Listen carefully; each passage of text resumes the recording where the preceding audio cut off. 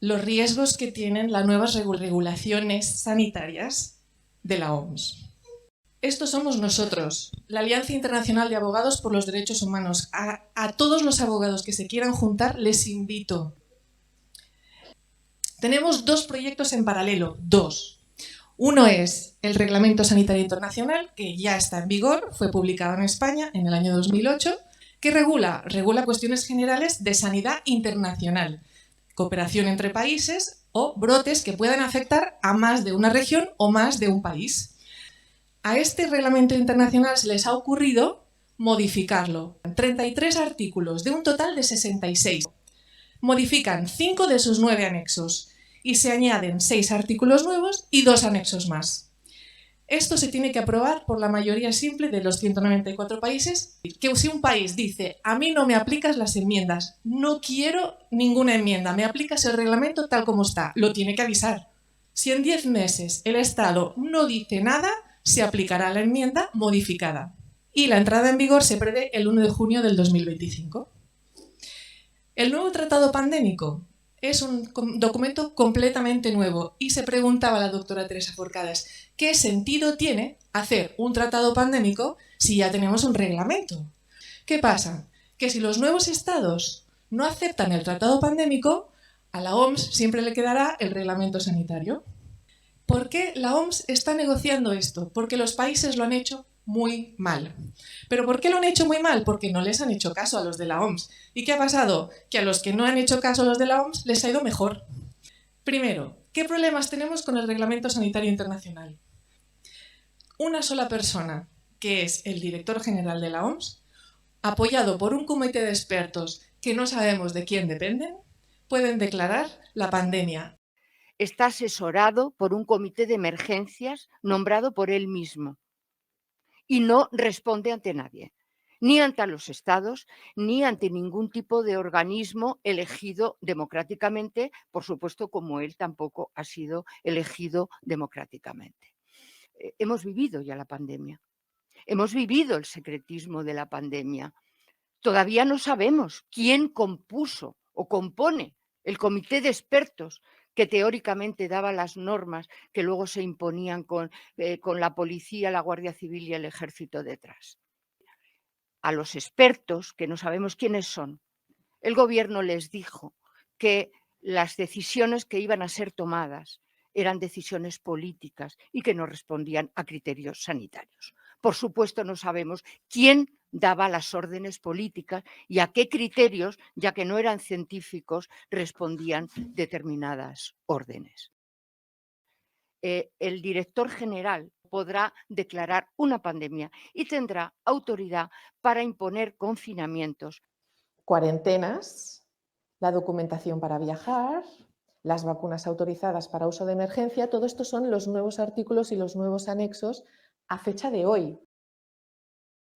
Y tendrá autoridad para imponer vacunación obligatoria, para obligar a los estados a aprobar de emergencia determinados fármacos, para restringir las actividades laborales, educativas, etcétera, como ya hemos vivido. Y tendrá autoridad para preservar el riesgo de desinformación, aplicando la censura a todas aquellas informaciones que consideren que son, desde su punto de vista, una alteración de la verdad científica. ¿Por qué se puede declarar una emergencia?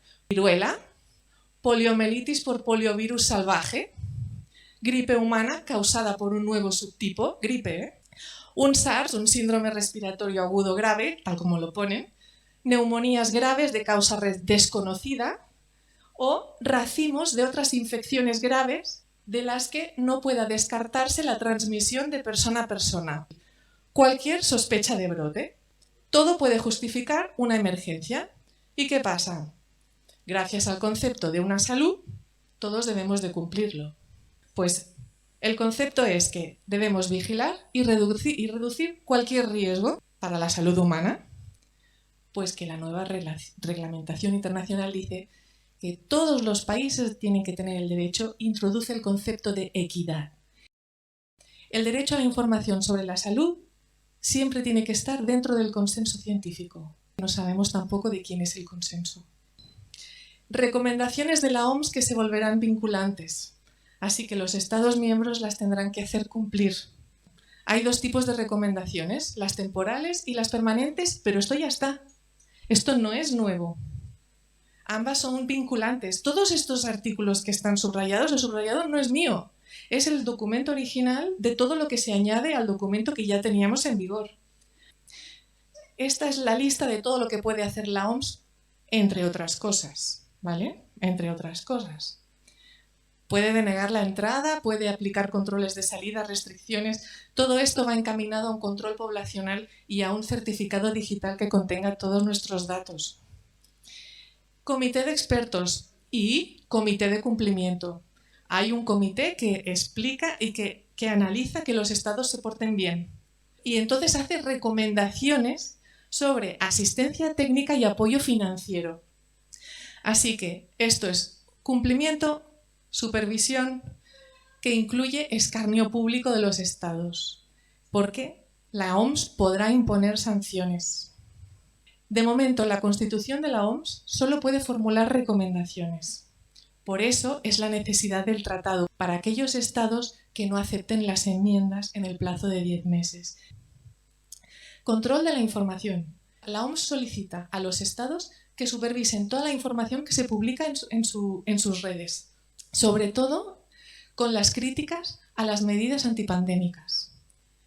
La nueva regulación de la OMS, tanto de las enmiendas del reglamento sanitario para quien las quiera, como el del Tratado de Pandemias para quien lo quiera, conlleva suspender la Constitución del Estado, suspenderla, sobre todo la suiza y la alemana, que no permiten la cesión de soberanía, porque nuestra Constitución sí la permite. Para nosotros sería solamente la ratificación en el Parlamento. La OMS es impune porque ¿cómo recurrimos las resoluciones de la OMS? No hay tribunal internacional que las pueda controlar. Y tienen total inmunidad y además exentos de impuestos y sin nuestro consentimiento. Están promoviendo ciencias del comportamiento para mejorar la salud. Problemas con el Tratado de Pandemias.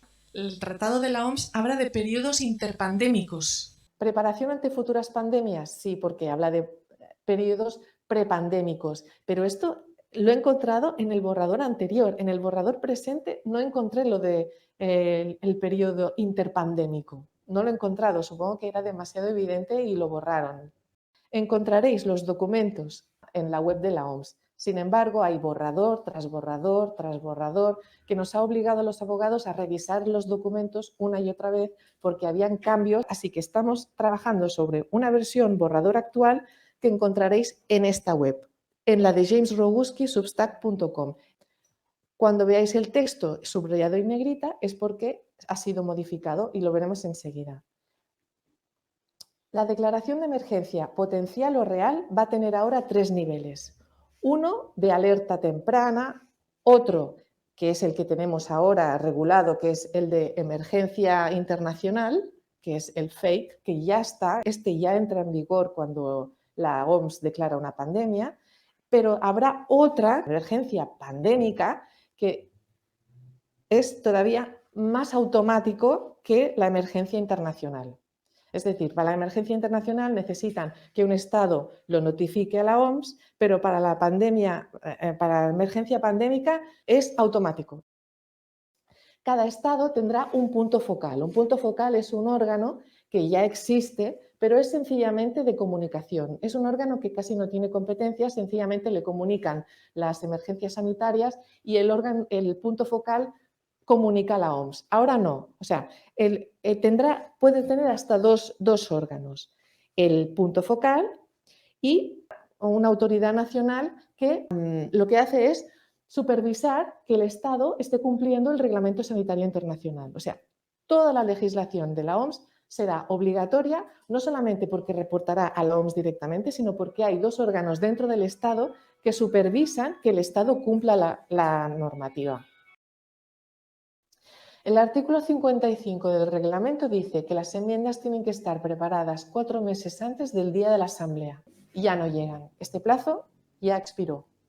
4 meses antes de la Asamblea, ese documento tiene que ser revisado por los estados, tienen que saber lo que van a aprobar 4 meses antes de la Asamblea para tener tiempo. La Comisión propone comerse ese plazo, así que tenemos que estar más atentos todavía. Tenemos muy poco tiempo para parar el nefasto tratado de pandemias que la Organización Mundial de la Salud pretende implementar. Y la modificación del Reglamento Sanitario Internacional que ahora mismo se está llevando a cabo a espaldas de los ciudadanos y de manera totalmente secreta. Las reuniones son secretas. No sabemos, no se ha hecho público quién, en nombre del Ministerio de Asuntos Exteriores y el Ministerio de Sanidad, está negociando esto en nombre de todos los ciudadanos y ciudadanas del Estado español. No se ha hecho público los nombres, ni tampoco sabemos, por supuesto, con qué mandato están interviniendo. La falta de transparencia es total. No sabemos quién está negociando como representantes de nuestro país. Que unos señores a los que nadie ha elegido y que no se caracterizan precisamente por pensar en tu bien, van a decidir lo que tienes que hacer cuando no puedes salir de casa y qué es lo que tienes que ponerte en tu cuerpo. Y van a decidirlo todo por ti. Podrán vacunar obligatoriamente. Y después no va a haber mecanismo de revisión ni de controlar la decisión del director general de la OMS, ni los tribunales ni los estados. Ni tampoco va a ser responsable de las consecuencias que pudieran deparar sus decisiones personales. Se da poderes a sí mismo para tomar decisiones en nombre de toda la humanidad. Creo que no es necesario ser un jurista muy experimentado para ver que no vamos bien. En lugar de estar al servicio de la salud de la población, toma sus decisiones para dar gusto a la mano que lo alimenta. Porque el 80% de la financiación de la OMS viene de entidades privadas. Siglas que dicen que son mundiales, son mundialmente conocidas sus financiaciones por la industria farmacéutica. Y fundaciones falsamente altruistas. Otro aspecto muy importante que ya estamos sufriendo desde hace tiempo es la censura. Quieren ir más allá y que la OMS sea la única fuente oficial a nivel informativo.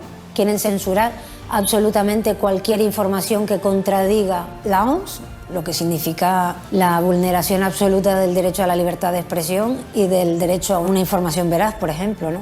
Precisamente tienes que proteger la libertad de expresión porque vas a decir cosas que no van a gustar al poder establecido, sino a quien le importa lo que digas, quien te va a querer censurar si lo que dices no es peligroso para el poder establecido. ¿Qué herramientas tenemos los ciudadanos? Tenemos esta. Solo no es no. Desobediencia civil. La desobediencia civil es la herramienta del ciudadano más potente, más poderosa, más maravillosa que está a nuestro alcance y que no utilizamos. Si desobedecemos, nos castigarán. Sí, es verdad, nos castigarán, es cierto. Pero ¿a todos? ¿A todos los ciudadanos del planeta? Sí, de verdad. Busquen asociarse, no estén solos. Les animo a la desobediencia civil.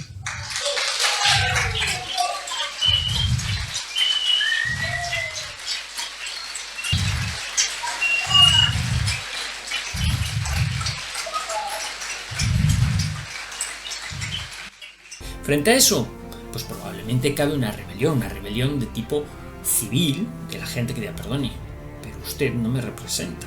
¿Y tú qué vas a hacer? ¿Seguir sentado? ¿Seguir poniéndote un bozal?